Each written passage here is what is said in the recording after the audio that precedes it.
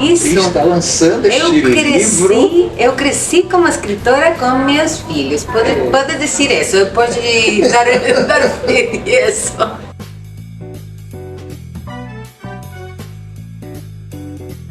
Você está na revista O Odisseu. O nosso canal está começando agora com entrevistas com escritores. Meu nome é Marcos Vinícius Rodrigues e nós vamos começar entrevistando Sara Bertrand, que está lançando esse livro, Escrever às Mães. Bom, quer que eu lhe apresento, Sara? Você é chilena, né? Formada em História, em Jornalismo, né? Trabalhou nessas áreas? Sim, trabalhei no jornalismo, um jornal do Chile muito conhecido, chamado El Mercurio. Eu fui jornalista dali, depois da rádio e, bom, de pronto a literatura chamou e tive que seguir essa chamada. E aí você publicou, eu comecei... ganhou bolsas, publicou em vários países. Sim, eu comecei escrevendo para minhas crianças. Eu fui uma mãe muito jovem, então as coisas do trabalho mais fazer mãe foram difíceis. Chegava na casa na tarde e eu tinha dois meninos que queriam brincar, ir para a praça, enfim. Então foi uma época um pouco difícil, mas comecei a escrever para eles, contar-lhes histórias. Eu acho que como eu passava muito tempo fora da casa, eles demandavam muito tempo quando eu estava dentro. Então não queriam ir a dormir, à noite eles davam medo, escuridão, enfim. E eu comecei a contar-lhes histórias. E de pronto essas histórias transformaram-se em livros e depois eles cresceram e eu havia adquirido o vício na escritura, não podia deixar de escrever, então fiquei escrevendo para mim. Dali em adelante. Isso. Eu cresci como escritora com meus filhos. Pode dizer isso, pode dar fé disso. E isso é um dado muito importante quando a gente lê o seu livro, Escrever às Mães. É muito importante a gente perceber que você tem uma literata que surge ao mesmo tempo que uma mãe e que depois de algum tempo vai refletir sobre o que é ser mãe neste livro. Né? Eu queria começar pelo título, Escrever às Mães e não às mães, né? Que em português seria escrever para as mães, e escrever às mães. Sim. Então se você coloca escrever às mães, é como se você estivesse escrevendo e ficcionalizando as mães, né? Tem um avisozinho no final. Tem um aviso no final. Você viu. Dizendo que isso é proposital. Né? Escrever as mães, eu acho que é porque, bom, este livro começou em um momento muito especial de minha própria maternidade. Eu ficava com um problema especial com um dos meus filhos, muito complicado, e eu compreendi que todas as minhas ferramentas que havia utilizado antes não eram úteis agora. Eu me achei sem ferramentas, sem compreendê-lo, nem compreender como eu podia fazer para ajudar. Então, eu sido leitora toda a minha vida. Eu olhei para a minha biblioteca e eu perguntei, será que todas estas mulheres escritoras não escreveram sobre as mães? Não escreveram-se como mães? Porque uma mulher mãe, uma mulher que se faz mãe não deixa de ser mãe nunca. Aham. Você se faz mãe, você vai fazer mãe para toda a sua vida, tudo. Então, acho que é uma experiência tão radical que marca muito. Então, eu pensei, não pode ser que todas estas escritoras, nenhuma haja falado sobre as maternidades. E comecei. E ali me di conta que havia lido de outra maneira esses livros, em outras búsquedas, quizás. Então, não era... eu não ficava com esse problema especial. E entendi também a importância da unicidade, de ser essa mãe única, das diferentes mães que existem, enquanto mulheres existem também. Então, o título acho que tem que ver com certo tributo, você fala tributo às mulheres escritoras mães, homenagem, tributo. Homenagem a essas mulheres que me deram muito consuelo num momento especial, que eu precisava de suas palavras, precisava de suas escritas sobre tudo isso.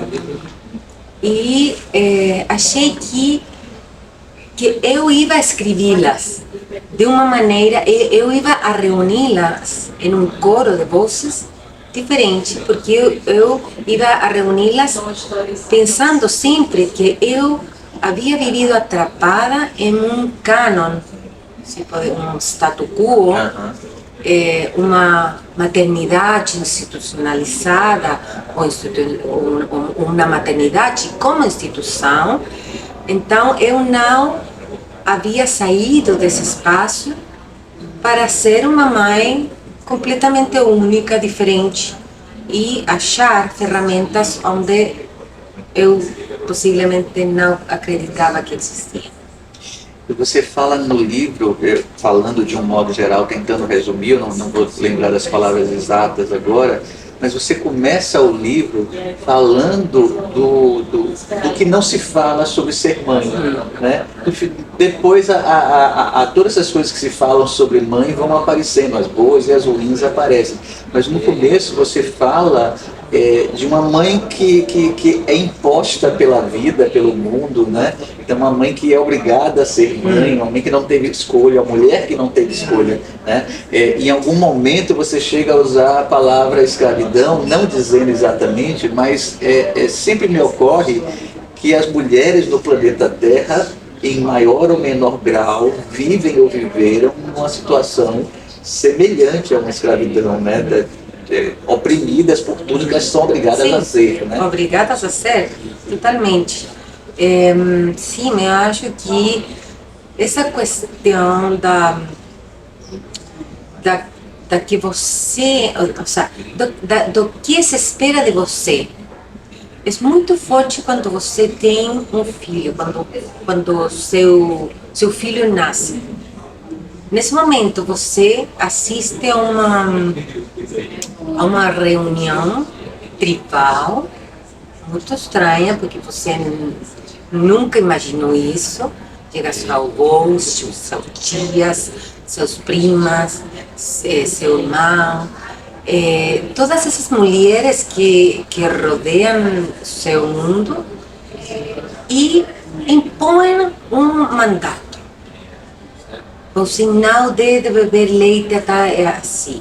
Você tem que dormir a criança a tal hora. Você não deixe que faça isso. Você tem que fazer isto. Então, você recebe como um manual, se você quer, de coisas que pode ou não pode fazer. Por efeito de ser mãe. Então, você entende nesse momento que isso que você recebe com muito amor, as suas tias, seu avô, seu irmão, todas as pessoas, sua mesma mãe, não falam gravemente, assim, com raiva. Não, não, elas querem ajudar você, mas elas não deixam espaço para falar sobre outras coisas. As crianças são difíceis. A criança é uma pessoa diferente a você. A criança vai crescer. A criança possivelmente não vai ter a mesma personalidade que você. Tudo isso você tem que descobri-lo em sua vida. E esse caminho que se abre com a maternidade é um caminho, eu acho que de muito descobrimento para uma mulher, mãe, mas também para uma relação com o mundo todo, verdade? Porque você está frente à diferença, a uma diferença real. Somente que você não acredita quando você tem quando você fica grávida ou quando a criança nasceu. Nesse momento você não acredita que essa pessoa é diferente a você. Você acha que é seu filho, sua filha, portanto... E você talvez não a conheça de verdade nunca. Exato, né? Esse ponto é muito importante. Que você vai conhecer a uma pessoa diferente. E acho que isso é uma tarefa muito difícil, porque é o que finalmente as sociedades não han aprendido ainda a fazer. Por isso a guerra, há problemas com migrações. As pessoas têm medo de lo diferente, da pessoa diferente a você.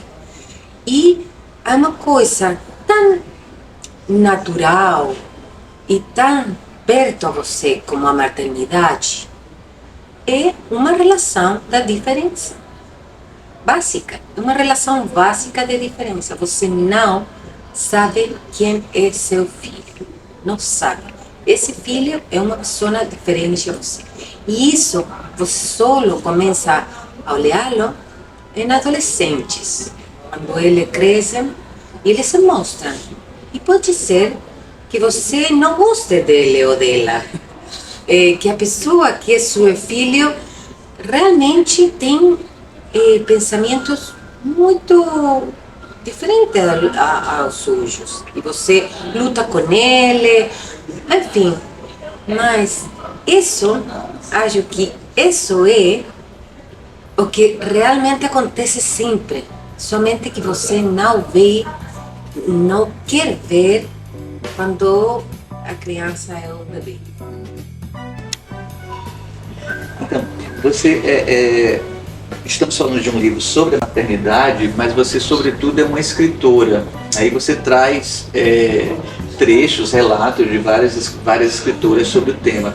Mas o que eu mais achei interessante foi você juntar duas personagens, né, tão antagônicas. Eu acho um achado literário você juntar não exatamente, mas você tratar as duas imagens de junto, né? Medeia e a Virgem Maria. Né? Eu acho que explica muito do que é a maternidade, porque você tem os dois extremos aí, exatamente, né? Eu acho que está tudo, entre elas está tudo.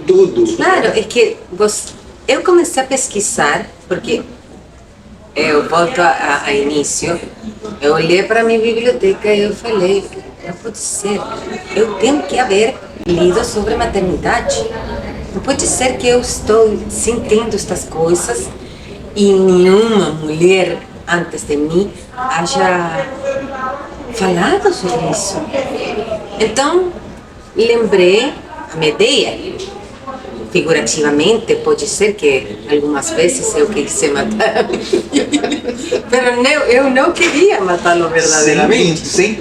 Sem precisar se vingar de Jazão, só porque eles estavam... Exato. Então, acho que na história da humanidade, na história dos relatos da humanidade, das histórias que contam as mulheres e homens, você se tem histórias das mulheres em situações muito complexas.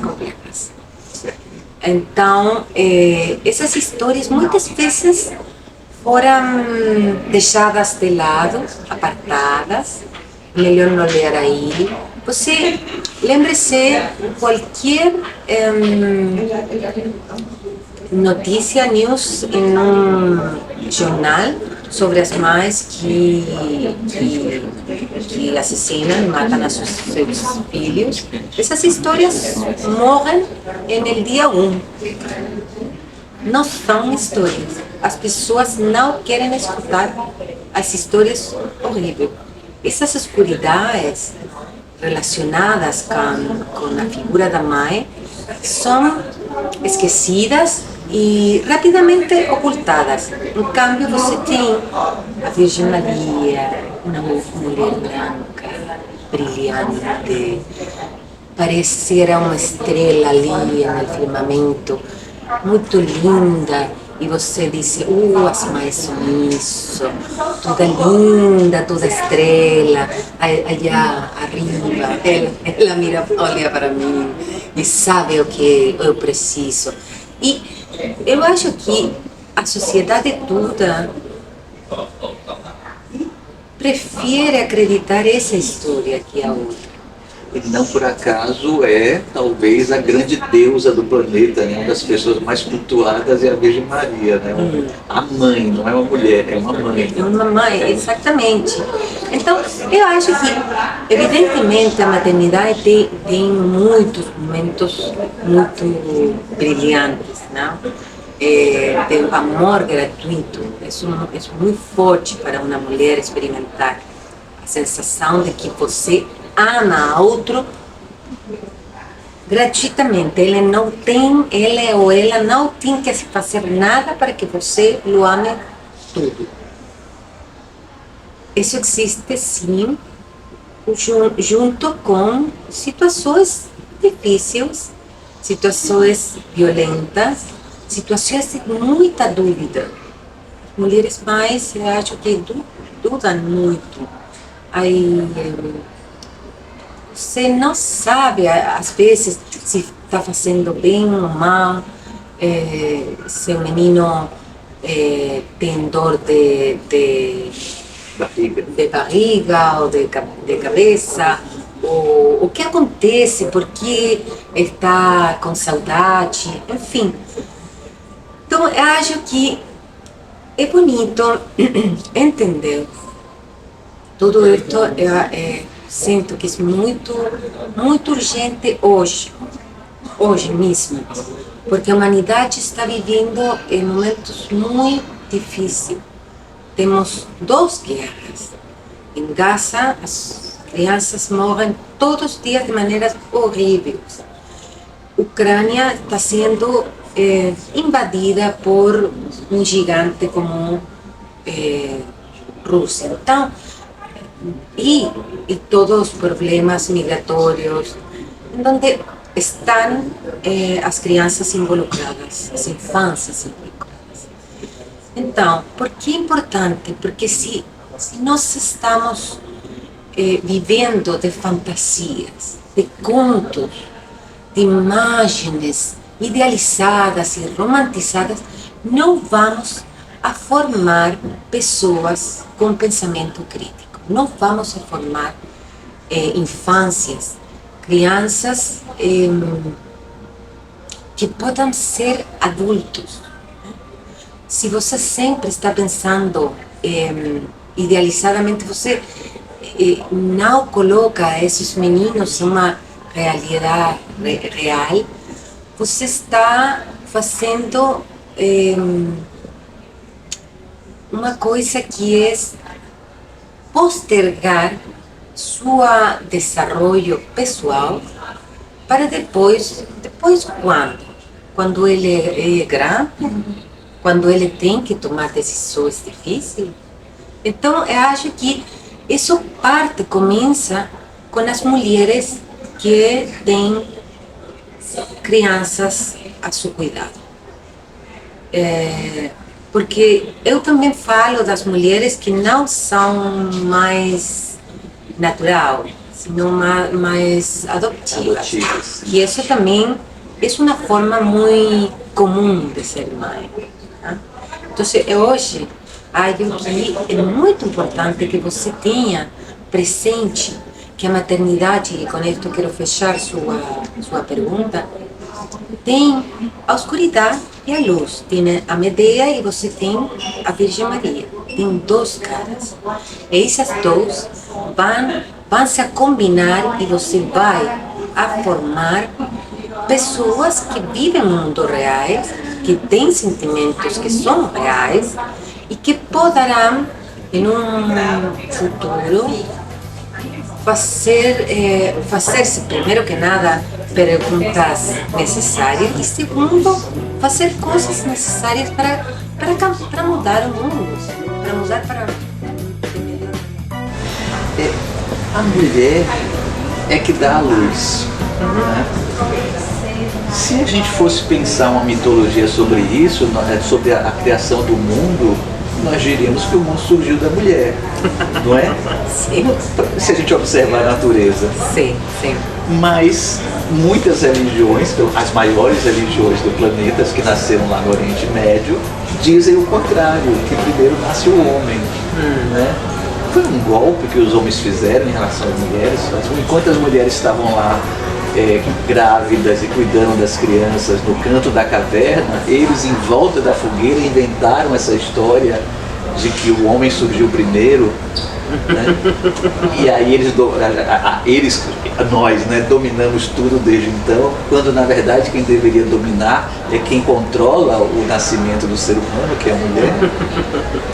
Bom, eu acho que, como eu nombro aqui uma das mulheres escritoras, a realidade é que temos que aceitar que as falas das mulheres sempre han sido vistas como a fala de uma minoria, quando você tem uma maioria que ha sido percebida como minoria. Então, se você tem uma maioria da população que é mulher, mas que é percebida como minoria e que se percebe como minoria, você não pode ser a dominadora do mundo, não. Eu não estou tão segura da quem conta aqui, porque há muitas, como dizer em português, muitas señales de que as primeiras pinturas cavernárias foram feitas por mulheres. Ou seja, quem contou a história primeiramente foram as mulheres. Os homens ficavam fora, caçando, buscando mastodontes, e elas ficavam na caverna pintando suas histórias, as histórias das hazañas fora da casa. Então, acho que isso é importante retomar de ali, disso. Mais importante que o quem foi, hoje é muito importante saber que você conta uma história que é contada. E se você hoje tem a consciência que as mulheres estão falando, estão contando, estão traduzindo o mundo para as suas crianças, para as meninas ou as meninas, elas também têm certa responsabilidade de digerir esse mundo, esse afora para suas crianças, de maneira que elas sejam, no futuro, homens e mulheres integrais. Isso. Eu acho que hoje a conversação não pode ser quem é primeiro, segundo. Não, você tem que olhar para fora, olhar no mundo. Estamos numa situação muito complexa. mundo que ha sido feito e desarrollado pensando que nossa espécie é superior a qualquer espécie. E essa é a maior mentira das histórias da humanidade. Porque a natureza é tão importante como as pessoas, como os indivíduos. Então, hoje é muito importante que nossas histórias, nossos relatos, nossas traduções, essa forma que tenhamos de digerir o mundo para as crianças seja mais equalizada com a realidade de hoje. Porque senão nós vamos a destruir, eu acho. Vamos a terminar um mundo muito escuro. E acho que essa é uma pergunta que temos que fazer, não só as mulheres mães, sino também os homens, porque eu termino no livro com isso. As mulheres temos fazido nas últimas décadas muito ativas nas formas de pensarmos como mães, nas formas de pensarmos como mulheres, na forma de pensar nossos corpos, na forma de pensar nossas relações pessoais, sexuais, enfim, muitas coisas. E homem, não. Então, a quem corresponde levar a esses homens a essa conversação? O que homem o que homem novo há para uma mulher nova? Porque as mulheres novas estão chegando e os homens novos estão muito lentinhos. Pasitos de bebê, passos de bebê, muito lentinhos. Então, eu acho que esta conversação, a forma de escrever as mulheres, a escrever a maternidade, é uma conversação que tem que produzir-se. E olha isto, que esta conversação não existe, existe na literatura, mas socialmente não é uma conversação validada por a sociedade general. E isso é porque você supõe que a mãe faz o que mais faz, que seja que mais faz. Assim. Sim. Então, não. As mães hoje têm muita responsabilidade, mas também têm a responsabilidade dos pais e os homens. E esses homens, filhos das mulheres, das novas mulheres.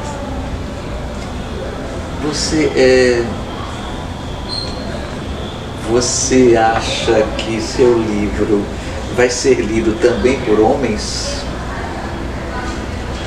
Ou o próprio tema já vai dizer ao homem, isso não é assunto meu? Não sei. Imagino que isso vai acontecer, será? Não sei. Eu acho que eu sou muito amiga dos homens, quero dizer. Eu não sou dessas mulheres fanáticas. Eu sou muito tolerante com a diversidade. Eu sei que eu sou parte de uma maioria, as mulheres somos maioria, mas eu sou muito tolerante com a minoria. Quero dizer aqui. Certo. Sim, certo. Então, eu acho que no livro foi escrito por uma mãe, que ficava em problema muito pontual e que buscou em sua biblioteca as respostas possíveis para um problema particular. E eu achei muitas coisas que me consolaram. Então, eu fiz um exercício com falava, uma homenagem a essas mulheres, mas foi também um exercício principalmente pensando em outras mulheres que puderam estar em minha própria situação, uma situação da dificuldade, enfim. Então, sim, foi escrito para mulheres, mas eu acho que é um livro também para homens. Eu acho que desde a capa é muito é uma brincadeira, não? Uhum. Engraçada. Você tem uma mulher super chata ali. E o menino caindo no aí interrompendo seu momento de descanso, com os cavalinhos na água. Então, eu acho que pode ser isso, pode ser lido por homens perfeitamente e eles gozaram muito. Lembrar de suas mães, lembrar de suas irmãs. Bom, eu li, né? Faz a gente pensar muito sobre o que é mulher. Por mais que a gente possa ser, eu já pudesse refletir sobre isso antes, mas nunca tão profundamente quanto está aqui. Então realmente me abriu mais a cabeça sobre o que é ser mãe, né? Embora eu me ache observador disso, mas muita coisa eu não sabia, né? E é muitíssimo bem escrito, gostoso de ler por si só. Viu? Também é divertido, não? Bom de divertido, ler, você bom. fala, Sim, divertido, bom de Sim, tem ler. coisas muito divertidas. Sim, as histórias dessa mãe que tem um filho lobo e que ele morde. Sim, coisas ela vai alimentar e ele morre. A do Magritte é muito engraçadinha. também. Ah, bom, esse é meu filho, Ele hoje é artista, vamos a contá-la, não? Para as pessoas ou não? Sim, por favor. Sim, bom. Eu tenho um filho que adora a arte, ele gosta muito de desenhar desde pequeno, então ia haver uma exposição de Magritte no Museu Nacional do Chile e eu preparei a ele e olhamos quadernos, quadros na internet, Magritte arriba, Magritte abaixo, Magritte, enfim. Chegou o dia, foram para o museu, chegou, entrou com um barulho, recorreu toda a sala, saiu, mamãe, Magritte não está. Então, uma coisa assim, uma cara horrível. Ele não encontrou Magritte. Não estava Magritte, muito importante, uma coisa terrível. Ele havia preparado muito para esse momento. E pronto. Eu falei, sim, mas está ali, lá. Não está. Onde está? Magritte mesmo. Não está morto. Se murió Magritte! Ele gritou no meio do museu, toda a gente rindo, e ele começou a chorar. Foi muito engraçado. Pobres filhos, pobres mães, porque eu esqueci de eu contar que Magritte havia morto há muitos anos. É muito boa essa história. Sim, há coisas